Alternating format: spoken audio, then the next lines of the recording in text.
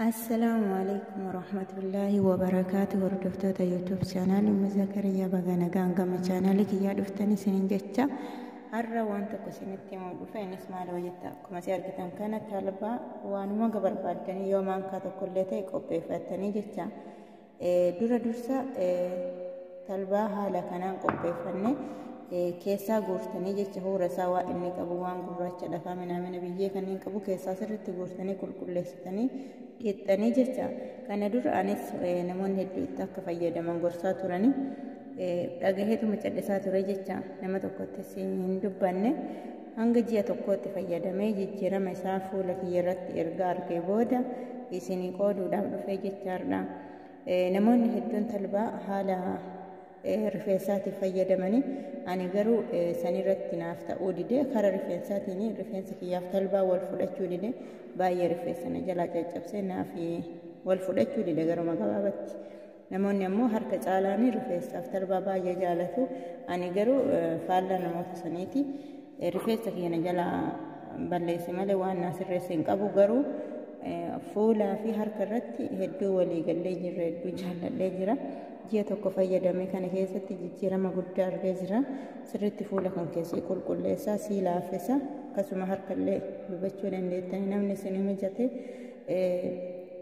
jechaadha. Talbaa kana dhedhee walitti deebina. Kun amma haala kanaan dhiqee bishaaniin keessa saahura minamna kana keessaa guuree qulqulleessee bareechisee walitti deebinee jirra. Amma distii qulqulluu ta'e waan akkana distii ta'e kan nyaataaf baay'inaan hin fayyadamne kan qopheeffattu. Achi booda distiin naqattu jecha. Erga distiin naqattanii booda bishaan haguma barbaaddetti naqxanii bishaan danfaa naqee jira jecha. Amma daqiiqaa 10 yookaan daqiiqaa 5 ni danfisnaa jecha.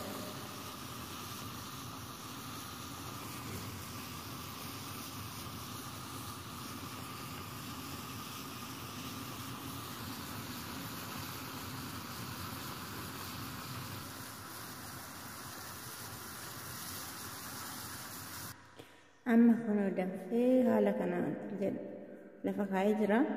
Yoo haala kanaan akkanitti dhiisnee qabbanaa'ee bishaanii fi fireen isaa kun gargar nuu hin bahu.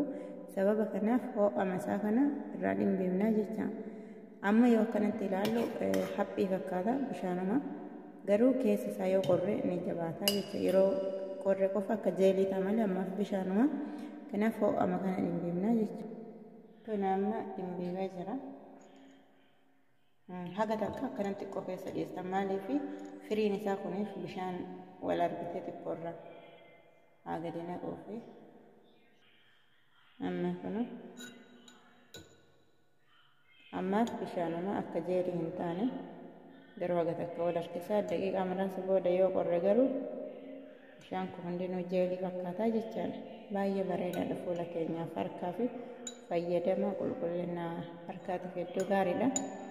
Warri rifeensaaf isinii ta'e illee akkuma rifeensaaf isinii ta'etti fayyadama. Nama tokko wanni ta'u nama biraatti ta'uu hin danda'u. Akkana isiniin jedha. Amma kun harka kiyyatti dibadhee jira. Hin argitanii zayitiidhaa miti.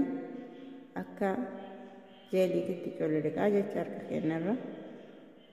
Isinii mul'ata jedhee yaada. Garuu yeroo daqiiqaa 10 booda harka keessan akkanatti goge harka keenya akkana gochuu hin qabnu jecha. Maaliifuu gogaan keenya akkasitti ni miidhama. Akka maastishiitti akkana si qabanni si harkisa jecha qaamni kee. Yoo qaama kan keessan akkana goote gogaa harka keetii miidhamuu danda'a. Kana gara tokkotti akkana diriirsuu qabna jechaadha. Inni biraa ammoo fuula keessattuu yeroo fuula dibattan of eeggannoo godhaa. Qaamni keenya yoo ati haala kanaan dibatte fuulli haga kolfuu dadhabde takkatti wal coraan namaa kun maal jedhaa walitti guurama.